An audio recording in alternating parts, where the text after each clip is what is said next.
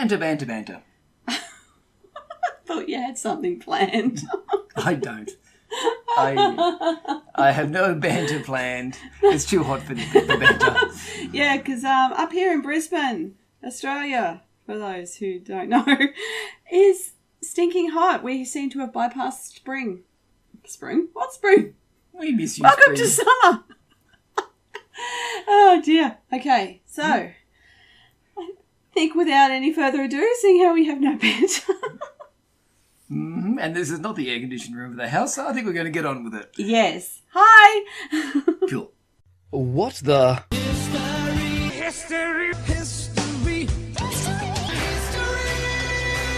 Hello and welcome to What the History, your fortnightly bits of history to make you say, what the history? I am one of your hosts, Trevor Holland, and I am joined by... The ever-laughing Suzie Holland. And what little tasty historical treat do you have for us? Oh, yes, from the buffet of history. This is a sampler. This is a good one, in my humble opinion. But, okay, as I mentioned in our last Halloween-inspired episode, I spent some time in Edinburgh, Scotland. Yay! Apart from half-hanging Maggie, who was the subject of my portion of that episode, I also came across another person who sparked my interest, and that was a man by the name of William Brodie. He also goes by another name of Deacon Brodie, and is said to be the inspiration of one of the greatest stories of all time. And in keeping with fine Scottish tradition that only the most famous, or infamous, as the case may be, sons and daughters of Scotland get a pub named after them, yes, William Brodie has one too, Deacon Brodie's Tavern. It sits right up the top of the Royal Mile in Edinburgh, not far from his house and other places that feature in his life. William Brodie was born in Edinburgh in September 1741 into a very well-respected, prosperous family, and was like his father Francis before him, was trained in the art of woodworking, namely cabinet making. Young William was apprenticed and worked with the best woodworkers, which gave him a reputation of being one of the most talented woodworkers in Edinburgh. As a result, William was much sought after by the fine Edinburgh society to make their lockable cabinets with flair and artistry. He also trained and was very good at locksmithing, which comes in handy when creating the locks for the cabinets. William was so talented, well regarded, and respected in the community that he rose to Deacon of the Incorporation of Rights, as nominated by his peers, hence was also known, and more famously, as Deacon Brodie. But it was the lockable parts of the cabinets and doors he helped make and fix that William became really interested in as time went on. For William Brodie had another side, that of gambler, alcoholic, womanizer, father of at least 5 illegitimate children, and patron of the most seediest pubs Edinburgh had to offer. A far cry from the fine upstanding gentleman that he portrayed to Edinburgh society. William soon accrued massive gambling debts, so he hatched a foolproof plan. The lockable parts of the cabinets and doors that I mentioned before. William would also take a copy of the keys that he made for his rich clients and rob them at night to fund his after-hours deeds. This life of crime is said to have begun in 1768 when William was 27 years old, when he hatched his plan and copied the keys of a bank that he worked on, in turn robbing the bank of £800. William would only rob when he got behind in his gambling debts, or keeping his 2 mistresses, who apparently didn't know of each other's existence, and his children, and could easily get in and out of the houses without leaving a trace. William's father died of palsy in 1782, leaving William 4 houses, including his birthplace mansion, the business, and a fortune in those days of £10,000. This was not enough to keep William on the straight and narrow. In 1786, William met an Englishman by the name of George Smith, and that's when their criminal career really began. William and George began a crime spree together, targeting the homes of Edinburgh's elite in Old Town, which, as the name suggests, is the oldest part of Edinburgh, with the Royal Mile being at its centre. The Brodie mansion was also part of this demographic, and funnily enough, was never targeted. Funny that. William was still working during the day and thieving with George by night, and towards the end of 1786 they had robbed the goldsmiths, the Bruce brothers, of watches, rings and lockets. They also robbed a tobacconist, and they soon enlisted 2 more men for their gang, John Brown, a thief, and Andrew Ainsley, a shoemaker, and in the summer of 1787, the gang stole the valuable commodity of tea from a grocer in Leith, just over 2 miles northeast of the Royal Mile. Encouraged by this latest robbery being so far from their usual area, the gang then stole the ceremonial mace from the University of Edinburgh. Yeah. Riding a crime spree high, the next robbery was where it all started to go horribly wrong for the cocksure gang. William, George, John and Andrew decided to pull off their most daring robbery yet, with the robbery of the excise office towards the lower end of the Royal Mile in Chisel's Court, Canongate. The excise office were responsible for raising revenue from inland Scotland via taxation and was created in 1683. So a robbery on the excise office was going to go off without a hitch with rich rewards, right? Sadly, for the gang, no. And for some reason they diverted from their usual modus operandi of copying a key to gain entry. This time they broke in and carried pistols, even though this plan was created by William. They were interrupted by an excise officer entering the building to collect some papers, and the gang made their escape with the officer giving chase. The gang made off with a paltry sum of £16, and the gang fell out with each other.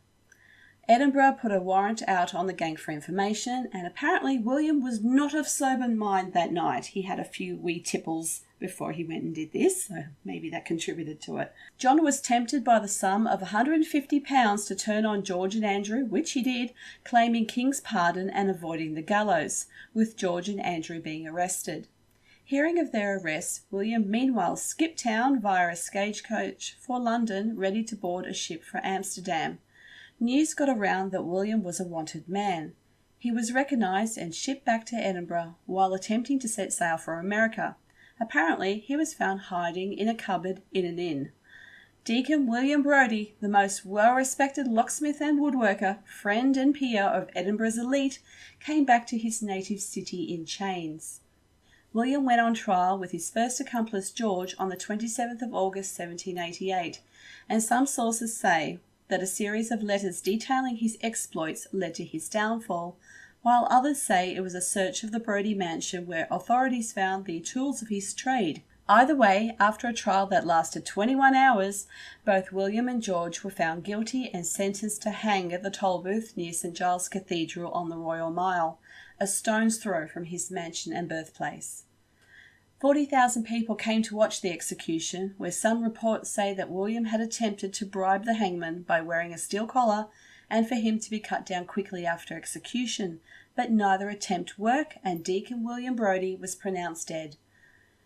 The final twist in this saga was that William, being the talented person that he was, had even redesigned the gallows where he was hung, and he told the crowd before his demise that he was being executed on the most well-made and efficient gallows in the land.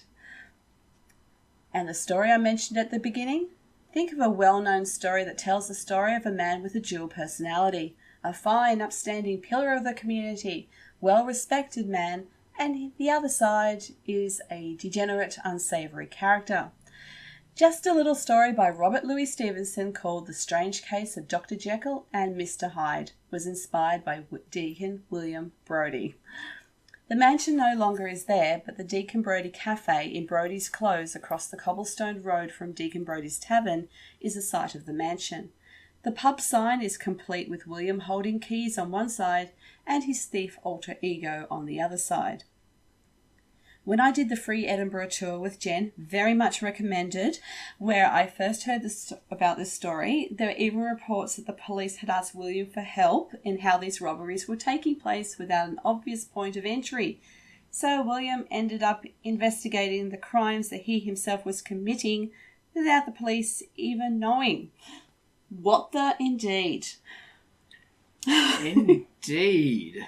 Oh gosh. He's an interesting character, isn't he? Absolutely. I mean, yes, like, being one way then another. Okay.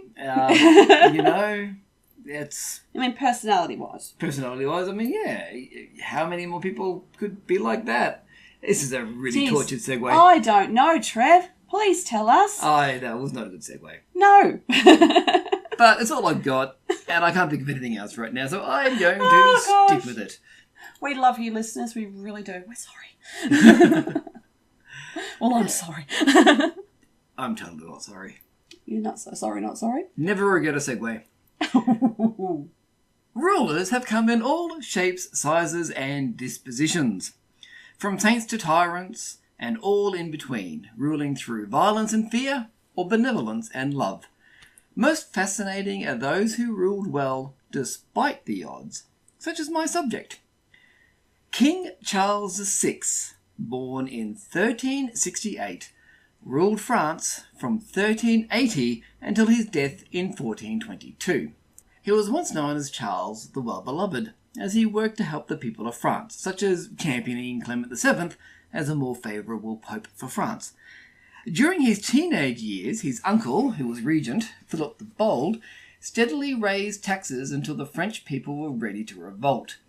Charles took full control and assumed full responsibility for fixing the problems at the age of 19, dismissing many of the current members of court and appointing his own council. So he was a caring king who looked after his people. Doesn't seem too what the, does it? Well, events in Charles's life inspired another title, Charles the Mad. Due to close intermarriages between relatives to keep the European royalty and Europe itself tightly controlled, it was not uncommon for psychiatric disorders to be displayed by the ruling class, with Charles being right up there. Signs of madness first appeared in 1392. Despite being feverish and suffering convulsions, Charles set off on a campaign to punish a would-be assassin who had attempted to murder one of his closest advisors, Oliver de Clisson. He set off with an army to take justice to Pierre de Craon, who was hiding out in Brittany. It was slow going, which pushed Charles further into fits of impatience and rage. It came to a head when a beggar ran up to the king and grabbed the bridles of his horse. He yelled to Charles, quote, "Ride no further, noble king! Turn back! You are betrayed!" End quote. Despite being chased off, the man followed the king's procession for around half an hour, repeating his declarations. Around noon, a page who was getting a bit sleepy from marching in the sun dropped a lance, which clanged loudly on a helmet being carried by another page. This got Charles's attention immediately, and he proclaimed, quote, "Forward against the traitors! They wish to deliver me to the enemy!" End quote. Before brandishing his sword, turning on his own men, and attacking. It took a company of soldiers to subdue the king. However, he did manage to kill at least one knight. Accounts do vary on the exact number. Fits of madness continued during Charles's life, like the time he forgot his own name and fled in terror from his own wife. He would wander the palace howling like a wolf. He went through periods where he refused to bathe or clean himself, meaning that eventually he would need to be cut out of his own clothes, and he would still occasionally attack his own men. These bouts of madness could last for months. He called upon alchemists, conjurers, and astrologers for guidance, and was allegedly very much involved in the quest to turn lead into gold. Charles almost died at one point when he convinced a group of nobles to dress up as wild men for a ball being held by the Queen to celebrate the marriage of a lady-in-waiting. They fully concealed themselves in linen and pitch, and coated that with yellow flax. His brother, Louis, wanting to see who these men really were, approached the group with a lighted torch, subsequently setting fire to one of them, which quickly spread through the group. The Queen managed to save Charles, but 4 of the group died. This little shindig became known as the Bal des Ardents, or the Ball of the Burning Men, and please excuse my French pronunciations. Please. There was one other condition that Charles VI is particularly famous for. Pope Pius II wrote about how Charles would often fall into the delusion that he was made from glass. During these episodes, he would insist that all windows in the castle be shuttered and that he could only be approached on tiptoe. He had iron rods sewn into his clothing to protect him from accidental contact and would sit still for hours on end, terrified of shattering if he moved the wrong way. When he was well, he was the complete opposite. He was a hunting and sporting enthusiast who would rarely spend any time indoors.